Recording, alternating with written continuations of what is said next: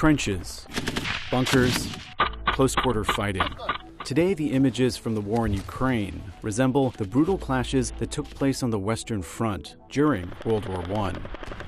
But as its counteroffensive gets underway, Ukraine could soon have a new weapon that experts say could change the tide of the war by the year's end. F-16s. In May, President Biden said that the U.S. will support a plan to train Ukrainian pilots to fly the F-16. Today I'm announcing the next tranche of U.S. security assistance to Ukraine. This new F-16 policy is the first step in a lengthy process to transform Ukraine's Soviet-style Air Force into a Western one. This new joint effort sends a powerful message about our unity and our long-term commitment to Ukraine's self-defense. These Ukrainian pilots have all of the talents and the skills to very quickly hop in an F-16. Now you've got a combination of experienced, hardened, tough, and dedicated pilots with very good Western capability, and I think it's a match and a marriage made in heaven.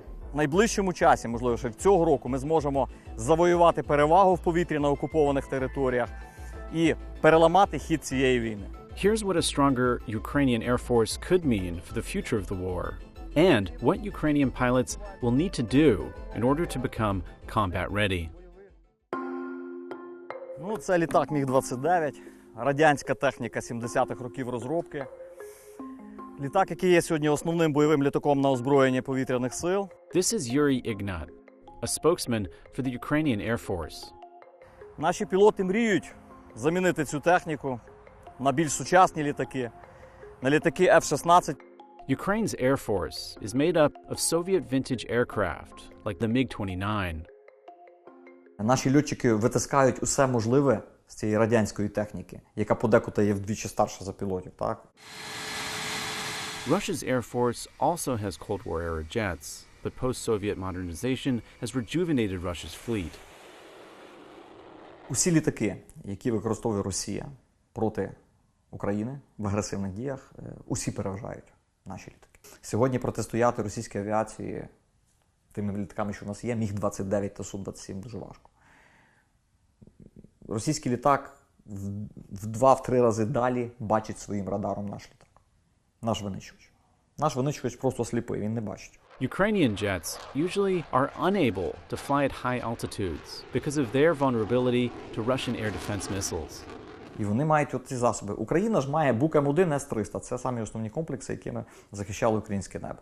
According to leaked classified U.S. military assessments, Ukraine's air defenses, which rely mostly on Soviet-era S-300 batteries, are running out of missiles. To deter Russian aircraft from operating in Ukrainian skies, Ukraine has argued that it needs F-16s. Тому це молоді пілоти, перспективні, які мають перспективу проходження військової служби, які вже знають англійську мову.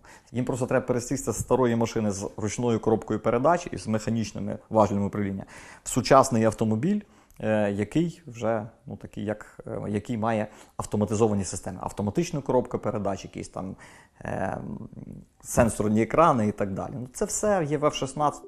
Originally developed by a consortium of 4 NATO nations and the U.S., the F-16 has become a popular option for many nations because of its high performance and relatively low cost. There's a lot of questions about why the F-16, and I think it comes down to a simple fact of supply and demand. John Teichert is a retired Air Force Brigadier General. There are almost 5,000 F-16s in the world. They have been widely proliferated to those that have been partners in security cooperation with the West. And a lot of those F-16s are resident there in Europe. In fact, there are 8 countries now that are flying F-16s, and 5 of those countries are transitioning from the F-16 to the F-35, which means that they now have excess supply. The F-16 is known as a multi-role fighter, which means it's a combat aircraft that can perform different types of missions.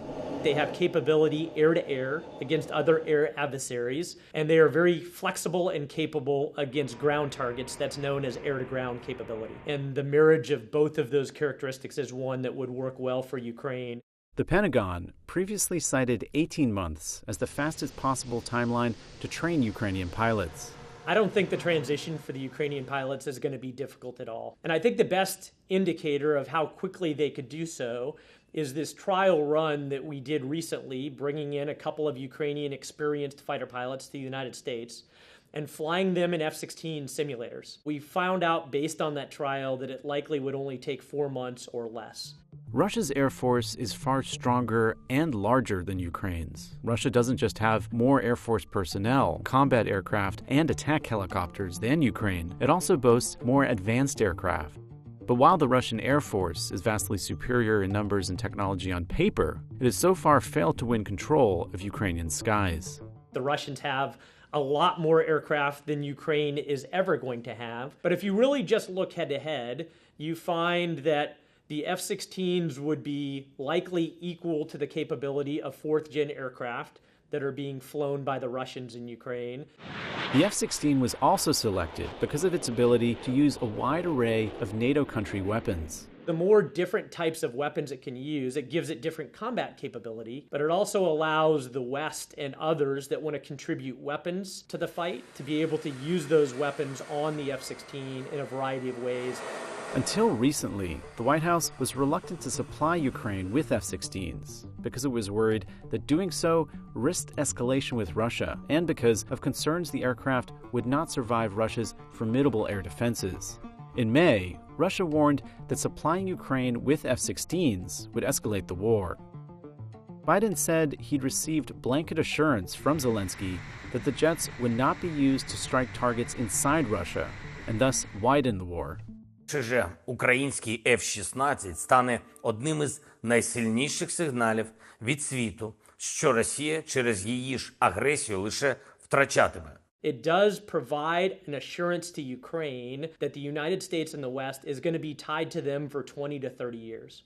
And ultimately, it will, more than any other weapon system thus far, drag Ukraine into the Western way of war and away from some of the Soviet-era equipment. But it remains unclear which countries would provide Ukraine with the